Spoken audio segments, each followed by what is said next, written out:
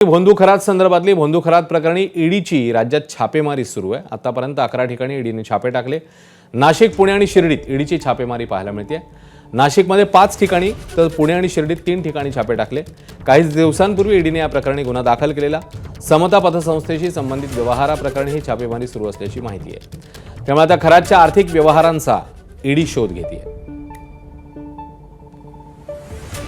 भोंदू अशोक खरातचे काळे कारनामे बाहेर आल्यानंतर SIT असेल, क्राईम ब्रँच असेल आणि शिर्डी पोलीस अशा 3 यंत्रणांकडून सध्या याच्या सगळ्या काळ्या कारनाम्यांचा तपास सुरू असताना आर्थिक व्यवहार खूप मोठ्या प्रमाणात झाल्याची शंका व्यक्त झाल्यानंतर यात ईडीनं देखील उडी घेतली आणि ईडीच्या वतीनं आता ईडीनं तपास सुरू केलेला आहे।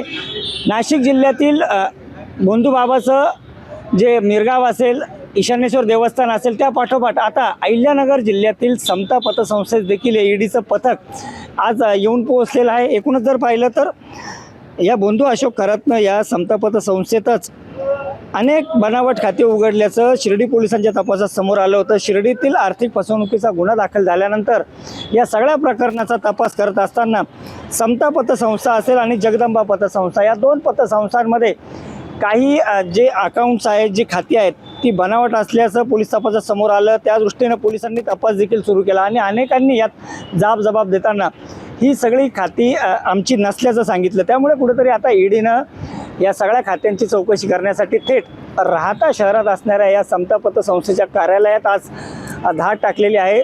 जवळपास 3 विविध वाहनांमधून हे 2 पथकं जी आहेत ती या ठिकाणी दाखल झालेली आहेत आणि आत्ता जे या पतसंस्थेचे व्यवस्थापक असतील त्यांच्यासोबत आता ईडी पथकाची चौकशी सुरू आहे। एकूणच नेमकी खाती कशी उघडली गेली, किती ट्रान्झॅक्शन झालं, या व्यतिरिक्त अजून काही ट्रान्झॅक्शन्स आहेत का, काय या ठिकाणी करण्यात आलं, या सगळ्या व्यवहारांची चौकशी आता ईडी करते।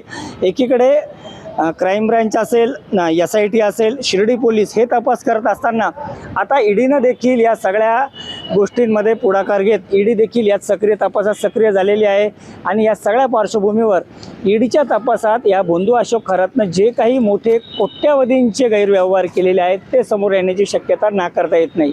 नितीन ओझा, ABP माझा, राहता अहिल्यानगर।